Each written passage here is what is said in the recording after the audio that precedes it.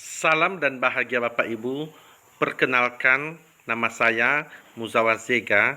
Saya seorang guru matematika di SMK Negeri 1 Lotu, Kabupaten Nias Utara, Provinsi Sumatera Utara. Pada kesempatan ini, saya memilih topik pembelajaran berdiferensiasi.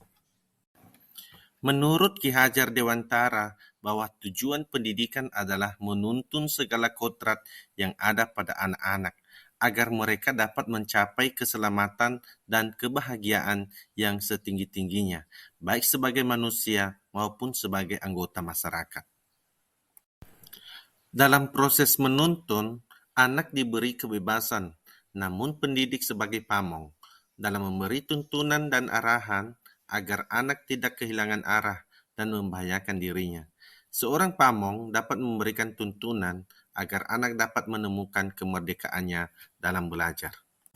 Salah satu indikator terwujudnya merdeka belajar tergambar dalam proses pembelajaran yang berpihak pada murid. Maksud dari pembelajaran yang berpihak pada murid adalah pendekatan pendidikan yang mengutamakan kepentingan dan kesejahteraan murid sebagai prioritas utama.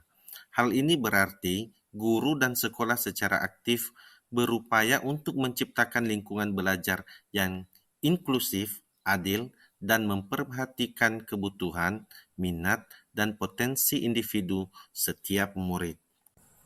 Salah satu pembelajaran yang berpihak pada murid adalah pembelajaran berdiferensiasi.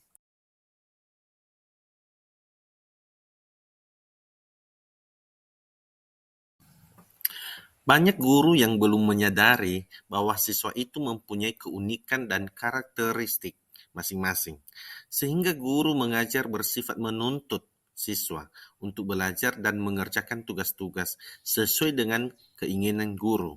Dalam hal ini, guru sebagai pusat pembelajaran atau teacher center, tanpa memperhatikan kebutuhan siswa untuk mendapatkan kemerdekaannya dalam belajar.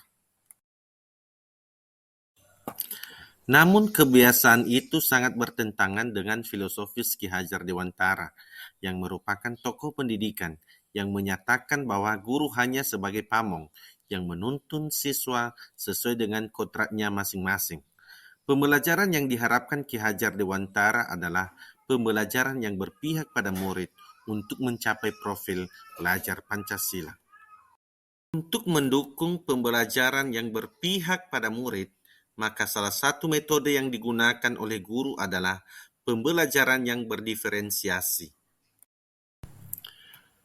Pembelajaran berdiferensiasi adalah proses belajar mengajar di mana peserta didik dapat mempelajari materi pelajaran sesuai dengan kemampuan, apa yang disukai, dan kebutuhannya masing-masing, sehingga mereka tidak frustasi dan merasa gagal dalam pengalaman belajarnya.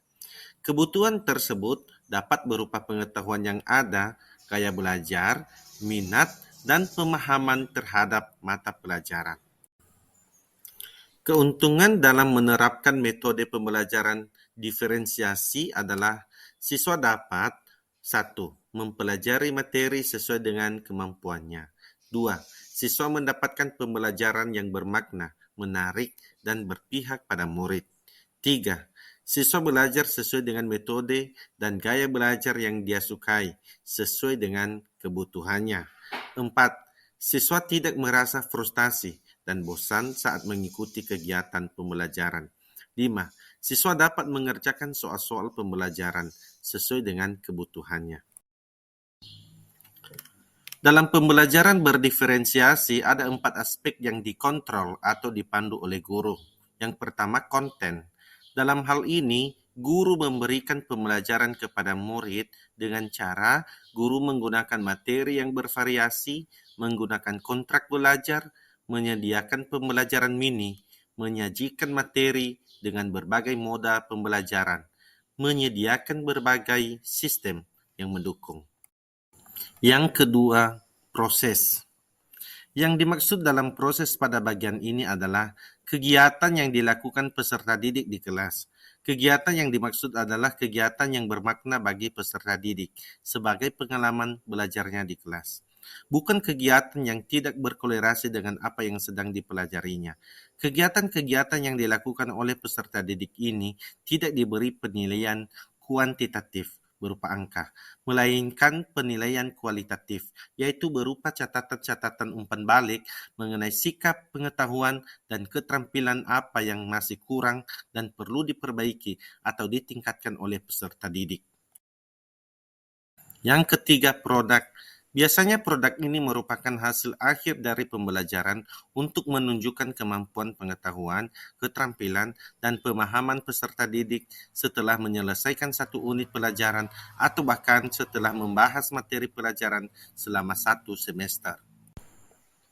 Yang keempat, lingkungan belajar. Lingkungan belajar yang dimaksud meliputi susunan kelas secara personal, sosial, dan fisik. Lingkungan belajar juga harus disesuaikan dengan kesiapan peserta didik dalam belajar, minat mereka, dan profil belajar mereka, agar mereka memiliki motivasi yang tinggi dalam belajar. Misalnya guru dapat menyiapkan beberapa susunan tempat duduk peserta didik yang ditempelkan di papan pengumuman kelas, sesuai dengan kesiapan belajar, minat, dan gaya belajar mereka. Penerapan pembelajaran diferensiasi yang saya lakukan di SMK Negeri 1 Loto, pada saat saya mengajar matematika terlebih dahulu, saya harus mengetahui sifat, minat, dan gaya belajar siswa sesuai karakter peserta didik dengan metode observasi dan asesmen diagnosis kepada siswa melalui wawancara atau angket. Setelah itu, saya menyediakan media dan metode pembelajaran kepada siswa. Kemudian saya memberikan kebebasan kepada siswa dalam memilih media dan metode pembelajaran yang akan digunakan. Seperti contoh, pada materi bangun ruang kubus, siswa diberi kebebasan untuk memilih media dalam menentukan rusuk kubus, misalnya dari pipet, kayu, atau karton, sesuai dengan media dan metode yang ia sukai. Setelah itu, saya membuat kelompok sesuai dengan media yang peserta didik sukai. Selama kegiatan kelompok, saya perhatikan siswa yang mendapat kesulitan dalam belajar.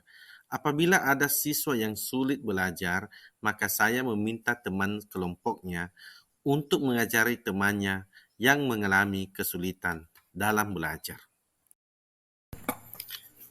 Selain belajar kelompok, saya juga menerapkan pembelajaran daring dengan menggunakan aplikasi pembelajaran seperti Canva, Google Form, Google Site, dan aplikasi lainnya, agar siswa belajar sesuai dengan kodrat zaman dan memberikan kebebasan kepada siswa untuk mempelajari materi, baik melalui internet maupun dengan buku-buku yang menunjang pembelajaran.